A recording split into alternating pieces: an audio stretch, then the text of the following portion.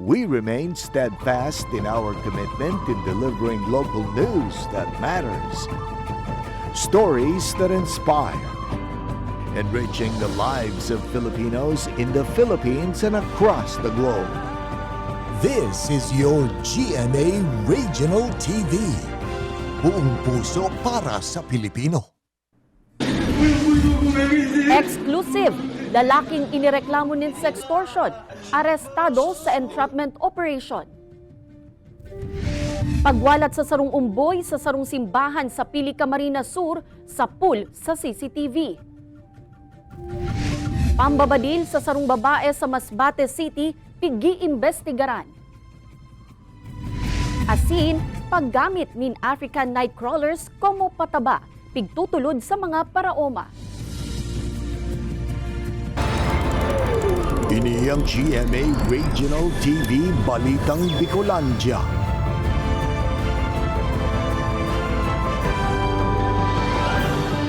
Diyos marhay na hapon mga kapuso, uni na ang Balitang Bicolandia. Hatud miyan pinakadarakula asin pinakabagong mga bareta sa Kabikolan. Kami ang tropa nin katotohanan, mahatunin mga baretang mayong pigkikilingan, mayo nin pigpoprotehiran. Live halidigdi sa GMA Complex sa Naga City. Ako po si Kate Dolovieres. Sarong umboy na lalaki nakua sa sarong simbahan sa Pili, Camarines Sur. Mga personang nagwalat kaini sa lugar, nakuanan man sa CCTV. LGU Pili may pangapodan sa mga magurang kan umboy. Mga nag-aabandonakan sa indang aki may panimbagan daw sa lay. Sa Tuyayan Aramon Live kay Jessica Kalinog. Jessica?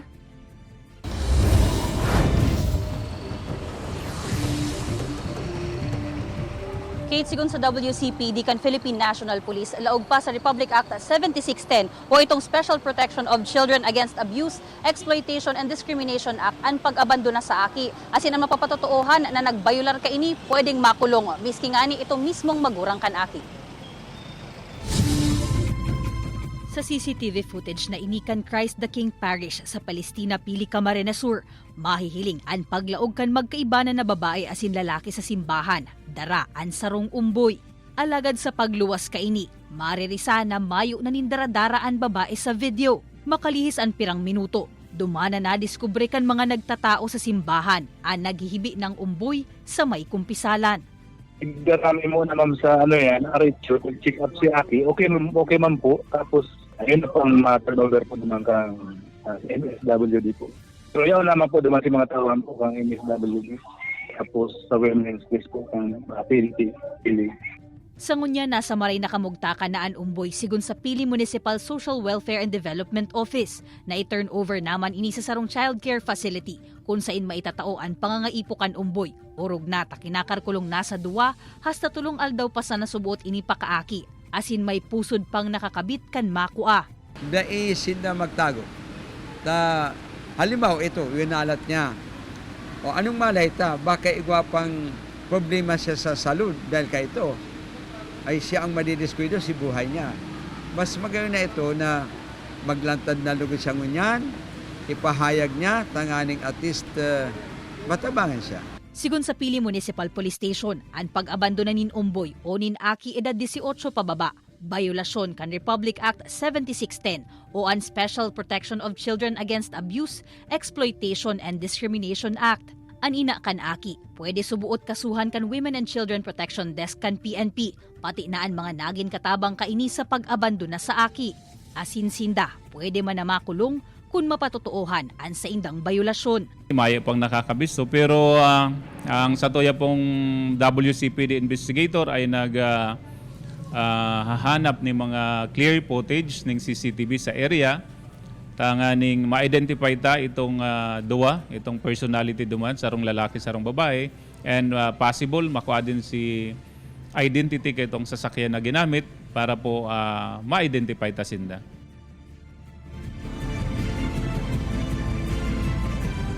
Dayman Kate pigigilid kan mga otoridad ang posibilidad na dayo sana sa lugar itong nagwalat kan umboy sa simbahan. Kulita dayman ini pamilyar duman sa barangay siring man na day pa nahihiling o day bistado itong sasakyan o lunadan na piggamit. Nangangapodan man Kate ang MSWDO pili sa publiko na kung halimbawang day ninda kayang buhayon an aki. Enot nagibuhon ang paghagad din asistensya sa mga otoridad o sa indang opisina tanganing magiyahan man asin dayman magresulta pa sa pag-abandona kan aki. Kate. Alright, Jos Mabalos, Jessica.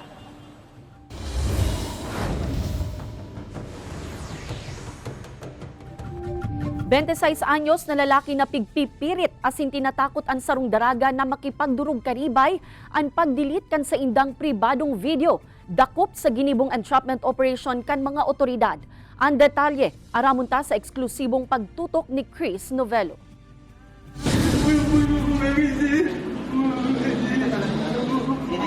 Dainali kayang maging emosyonal kan lalaking inibantang pigpupusasan kan mga otoridad. Ang 26 anyos na lalaki kaya sa video, inaresto sa kinundusir na entrapment operation kan kapulisan.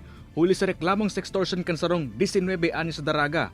Pigpipirit kaya kan suspect ang biktima na magkipagdurog sa iya, karibay ang pagdilit kan sa indang privadong video. Si acquainted sinda sa kada saro. So duman na nagfall sa ikaduwang contact ninda na unknowingly duman sa parte kang biktima, dahil niya aram na nagre-record pala itong suspetsado ta. So sa ikaduwa nindang hilingan dahil si phone niya kinoakang si lalaki, iyon na to si pang blackmail sa iya na ibabalik ko ini kunon mo iniyo, maghilingan kita. So dumana po nangyari yan. Tulos man na nagkondusir ng operasyon ang mga otoridad na nagresulta sa pagkakadakop sa suspect sa loob kan sarong hotel sa Naga City. Pigsunod na naman ni patong-patong na kaso ang suspect na may connection sa pagbalgar sa Safe Spaces Act, Anti-Violence Against Women and Their Children Act of 2004 as in grave coercion. Pinurbar man ako ananing pahayag kan GMA Regional TV Balitang Bicolandia ang suspect. Alagad, nagsayo man ini magkomento sa insidente. Mientras tanto sa probinsya ng Camarines Norte, basado sa Talaacan Provincial Anti-Cybercrime Unit, nagpakol na sa 97 cybercrime cases ang nairehistro kantong 2023. Hasta sa presente kun sa 25 digdi, mga kababaihan ang naging biktima. Nagpatanid man ang mga otoridad sa mga kababaihan na mag-ingat nganing malikyan ang mga siring na insidente. Kung kayo po ay biktima o may mga napapansin na insidente na pananamantala gamit ang social media at internet, patuloy po ang aming kampanya laban sa mga uri ng cyber-related crimes. Kaibanan si Carlo Abonita, Chris Novello, Balitang Bicolandia. Gadan ang sarong babaeng estudyante sa pambabadil sa syudad nin Masbate, pasado alas 5 nin hapon kan Marso 4. Sa report kan kapulisan, gikan sa eskwelahan ang 30 anyos na biktima asin naglalakaw sa gilid kan tinampo sa barangay Bagong Bayan. Kan bigla na sanang badilon kan dai pa nabibistong suspetsyado. Nagsapo nin tama sa luong ang biktima na naging rason kan sa iyang pagkagadan. Narecover sa crime scene ang sarong basyo kan bala kan kalibre 45 badil. Sa ngunya nagpapadagos pa ang investigasyon kan mga otoridad tanganing masusog ang suspetsyado asin maaraman ang motibo sa krimen. Nananawagan po kami na sana mahuli po at nang mabigyan ng hustisya yung pagkamatay ng bayaw ko. Sarong-harong sa Daraga Albay na tumtum nin kalayo. Mantang grass fire nagbungkara sa kaduduotang parte kan Barangay Kararayan sa Naga City. Personang nagsiga, natakot subuot nin huli sa presensya kan mga halas sa lugar. Uyan report ni Chris Novello. Haros sinakop nin mahibog na aso ang tinampo sa Pag-asa Street sa Barangay San Roque, Daraga Albay, pasado alas 5 ning hapon kasuudma. Sarong-harong kaya harani sa tinampo ang nasulo. Marikas man nining respondian kan kabuhan kan BFP alagad na tumtuman ginaray ning kalayo ang harong. Totally gutted by fire, so structure naubos. So nag-start duman, apat actually, dahil man na casualty, na injury, nakaluwas man po sila. Inaaram pa sa presente kan mga otoridad ang kausa asin danyos kan insidente. Ninhuli sa pagsisiga kung kaya luminakop asin nasulo ang kaduduotan na ini sa Zone 7 Barangay Kararayan, Naga City, pasado alas 11 kasuudma. Dispensaan hagad ni Rick asin na isubot kay ni hinuna na madakula asin malakop ang kalayo sa simpleng pagsisiga. Uli sa takot sa presensya kan subot mga halas sa lugar. Kapag agi ko po kaya may halas pong dakula na kulay itom, halabaon. Tapos natakot po ako, sir. May posporo po kaya ako sa bulsa.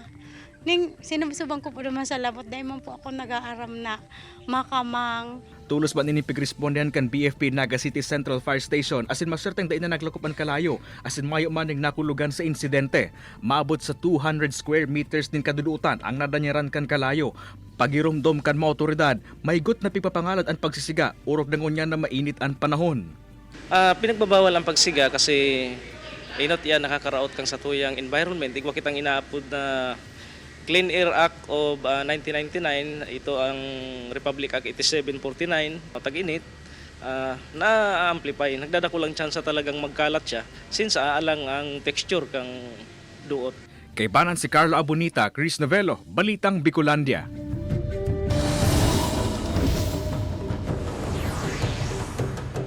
Gikan sa Alert Level 2, pigbaba na kan FIVOC sa Alert Level 1 ang estado kan Bulkang Mayon. Sigun sa opisina, nagbaba na kaya ang numero kan mga nairirehistrong volcanic earthquakes. Ang volcanic gas naman, basado sa trends kaini, nagbababa naman ang gas emission. Pag-abot sa ground deformation, may pamabaga pa ang bulkan alagad basado sa obserbasyon kan opisina, mayo naman ni nanotarang magma na nagsasakat. Apar kaini maluya naman asin haros dain na nahihiling ang banaag o crater glow. Huli kay ni hababa na subuot ang tsansa na magkaigwanin makusog na pagsabog. Alagad pigpapalikay man giraray ang publiko sa posibleng mga pagbabago sa aktibidad kan bulkan.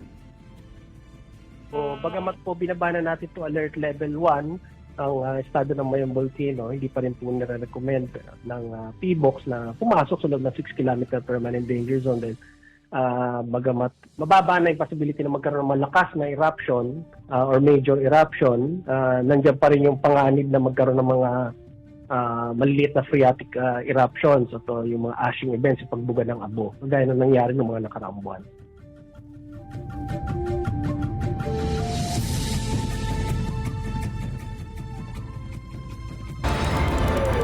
Ini ang GMA Regional TV Balitang Bicolandia.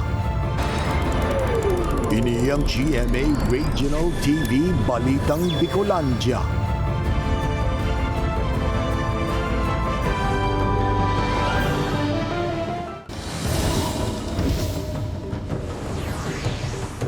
Saro sa mga mayor na pigtututukan ngunyan kan gobyerno lokal kan syudad ni Naga, an haros uroal daw na agrangay kan mga motorista pati na kan commuters, an magabat na bulos kan trapiko. Katakod kaiyan makakaulay ta live si Arnulfo Fausto, ang Division Head kan Traffic Management Center kan Naga City Public Safety Office. Diyos marhay na hapon po, Sir Fausto. Diyos marhay na hapon man, Madam. Sir, ano po unyan ang disposisyon duman sa Del Rosario route na para mientras na nagpurundo, huli duman sa magabat na kompetisyon ninda sa Almeda? Ang ginigimo mo ngunyan, Madam, ang padago sa pakikipag-ulay duman sa 10 tinauan ng special permit, ang Del Rosario diversion.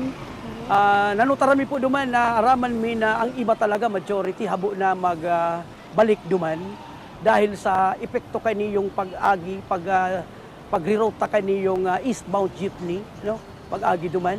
And talagang sabi ko si kahagadan ninda na magkaigwan ng loading and unloading duman sa may part kang Robinson, pigtawan naman po duman kaya lang talagang dahil ninda talaga kaya na magtinir duman ta daog na marisinda katong nag-aaging mga jeepney duman.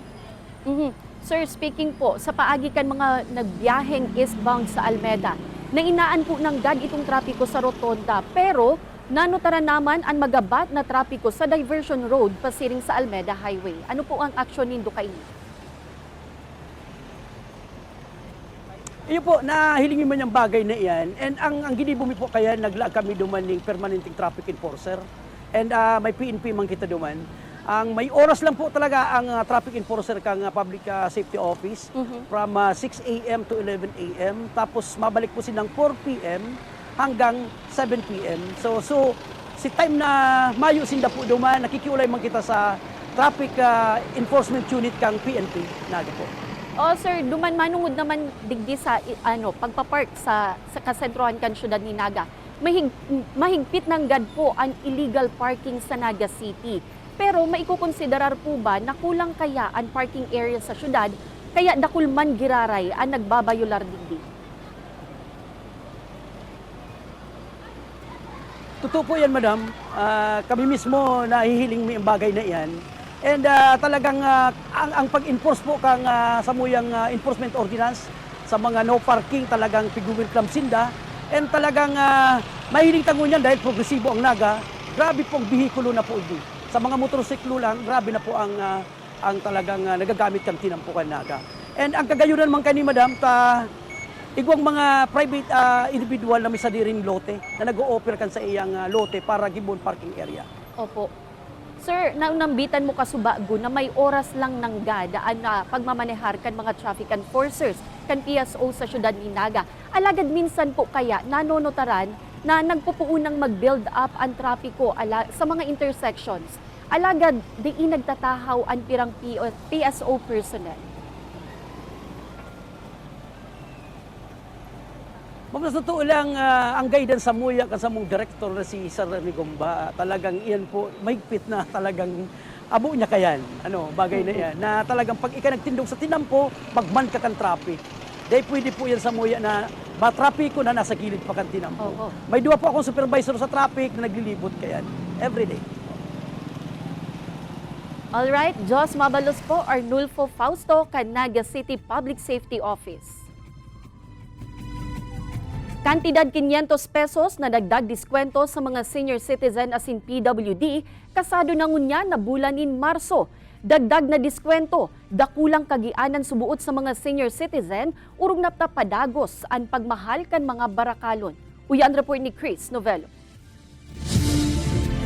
3,000 pesos kada bulan ang nakukuang pension kan senior citizen na si Noli. Alagad na ubos na subot ini sa pangenot na barakalon asin sa iyang vitamins. Kaya dakulang bagay subot sa iya ang pagtuunin 500 pesos na diskwento sa grocery items kada bulan sa arog ng senior citizen asin sa mga PWD. Sapat na yun, sir. Dahil kung mas halimbawa wala, ay masubutin na may 500. Kaysa sa dati, kung babasihan natin yung mga nakaraan, mga dati, wala. Laking tulong talaga to. Almost 500. Kalain mo. Marami nang mabibili yung... Puon kaya ngunya na bulan ng Marso, piglalauman, nalalangkaon kan DTI ang bulan ng discount cap sa mga grocery as in prime commodity para sa mga senior citizen as in persons with disabilities o PWD.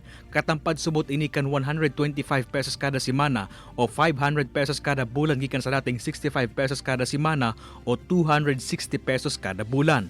Sakop kaini ang mga basic goods as in prime commodities, siring kan bagas, tinapay, karne, sira, manok, cooking oil as in iba pa. Maipapaluwas man subot na joint circular ang Department of Agriculture and DTI dapit sa dagdag na diskwento. Sa ngunyan, pigahalpakan Office of the Senior Citizens Affairs Office kang Naga ang implementing rules and regulations kan dugan na diskwento. Iniin kami narman kan opisina ang mga senior citizen na magparesearch sa indang opisina nga rin maaraman kung piraan kwalipikado sa nasabing insentibo. Ang gigibunta po kaya once na finalized na kami mismo matuasin ng impormasyon sa mga baskanindo. Kay Baran si Carlo Abunita, Chris Novello, Balitang Bicolandia. Makalihis ang sarong taon puun kan ilansar kan provincial government ang ECO-DRR program sa pangingenot kan Provincial Disaster Risk Reduction and Management Office padagos ang sa indang pigigibong mga programa na makakatabang sa mga paratanom asin residente kan Camarines Norte. Sa paagi kan vermiculture o pag-aataman nin mga bulate o African nightcrawler, mas nakakapagpatalubo nin dakul na klase nin gulay ang mga tao. Pigbubugtak ang mga bulate sa sarong lugar kung sain kaipuhan sa naining atamanon, pakakanon nin mga tadang pagkakan o mga duot. Ang mga ati kaya kan mga bulate na ini, pigkukua asin ginagamit na abono para sa mga pananom.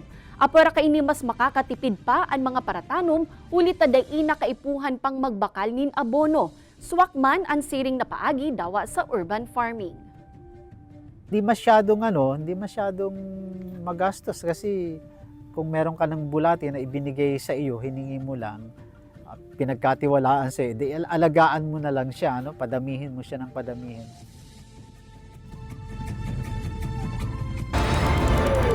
Ini ang GMA Regional TV Balitang Bicolandia.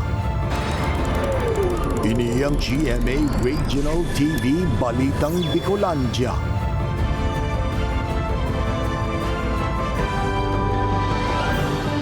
Nagpakol na sa siyam katao ang binawian nin buhay sa Bicol Region huli sa rabies ngunya na taon basado sa datos kan DOH Bicol.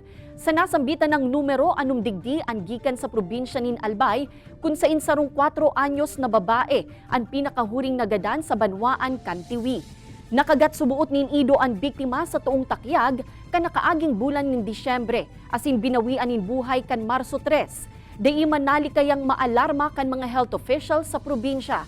Kaya pangapudan kan DOH Bicol sa publiko na tulos magkonsulta sa doktor en kasong nakagat nin Ido, tanganing di na makaabot sa mas malalang insidente.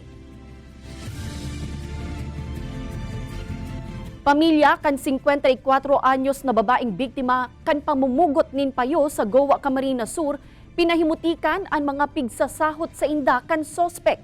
Tutukan yan sa report ni Jessica Kalinog. Akala ko po, nung nangyari po yun, nasa infirmary si Mama. Buhay pa. Pero magdating namin doon, ba't ganun nangyari? Wala na po si Mama ulo. Yung ginawa niya, hindi ko po yun matatanggap. Naisaangat naman ang kasong murder laban sa suspetsyado. Alagad hasta sa ngunyan, day maako kan pamilya Panuelos ang nangyari sa saindang 54 anyos na ina. Pigpapahimutikan manindaan enot ng pahayag kan sospetsyado na ang pigiiwala na daga pagsadiri kan sa indang ama. Nabakal kan sa iyang mga magurang ang nasa 1.8 hectares na daga sa barangay Himaga. Kabali na duman ang pigsasabing fish pond kan sospek. 2018 kan ipasurvey ninda ini nga aning magkaigwanan nin titulo. Asin duman na araman na sakop pa kan nabakal nindang daga ang napopwestuhan kan mato ang tugang kan sospetsyado. Duman naman nagpuon anday pagkakaintindihan kan pamilya. Medyo no-raid po siya. Si Mama lang medyo may pinag-aralan. Kaya gusto ni Mama palaging kasama siya kasi si Papa gusto papirmahin na lang. Hindi pa ni Papa naiintindihan. Makapirang beses naman subuot na nag-abot sa barangay, sa LGU, magin sa opisina kan Department of Agrarian Reform. Asin sa DENR, an urulay kan pamilya, alagad da talaga naaayos. Hasta sa nangyari na an panggagadan sa saindang ina. Nahiling da mismo kan kaibanan kaining alalay an nangyari. Tinubo mo na sa luong an biktima, antes na dagos pinugutanin payo. Nung Marso 2, Sabado, 40, naglilinis po kung sa Pispanduma sa may Basog. Oo. Tapos umabot sinabihan kong gusto mo idamay ta ka.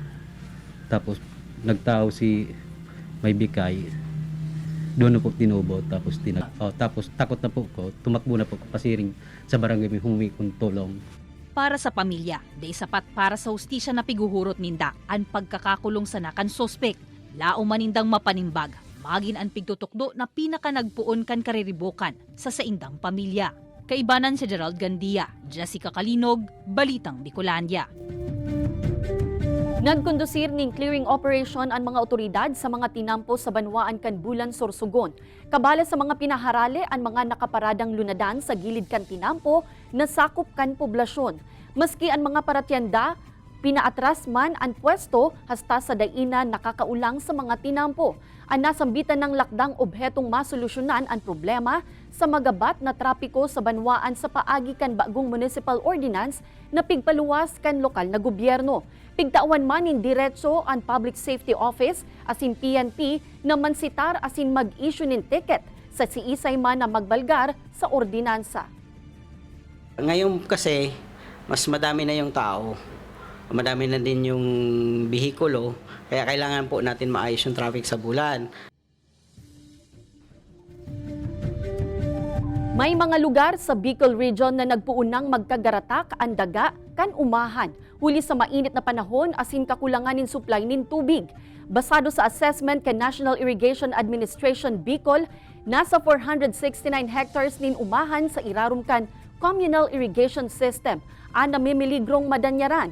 Nasa stressed category kaya ang mga ini kung saan kaipuhan ng mapatubigan sa mas amay na panahon.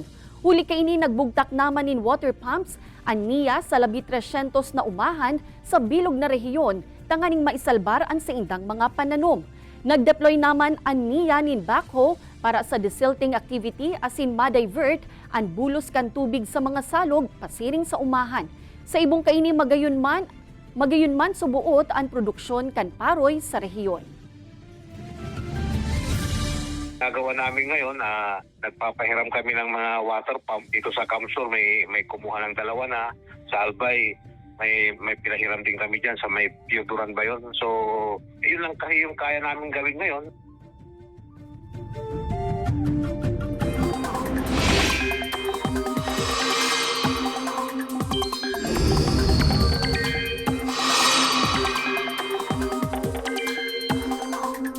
Mga kapuso, daipaman opisyal na naglalaog ang panahon nin tig-init. Mapadagos man giraray ang mainit na panahon sa dakulang parte kan nasyon. Easterlies ang nagtitinir na dominant weather system sa Pilipinas, alaga dawa maarasahas ang panahon, posible man giraray ang pag-uran, urog na sa hapon o banggi huli sa localized thunderstorms.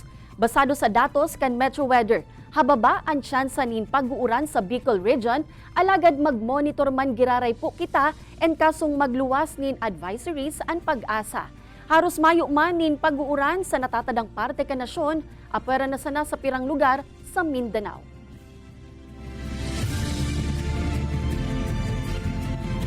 Madadalan ang episode na ini asin iba pang pinakahuring lokal na bareta sa official website kan GMA Regional TV, www.gmaregionaltv.com. Pwede man kamong magbisita sa samuyang official YouTube channel, GMA Regional TV, asin i-click ang subscribe button para sa pinakamaiinit na bareta hale sa man ibaybang rehiyon. Mabalos sa mga kapusong Bicolanong nagantabay, maging sa mga kapuso nyato abroad. Ninhulita sa GMA Regional TV, Local News Matters. Asin yan ang pinakadakula asin mainit na bareta sa Kabikolan. Ako si Kate Dalovieres. Kami ang GMA Regional TV Balitang Bicolandia, bilog na pwersa para sa mas dakulang misyon asin mas mahiwas na pagserbi sa nasyon.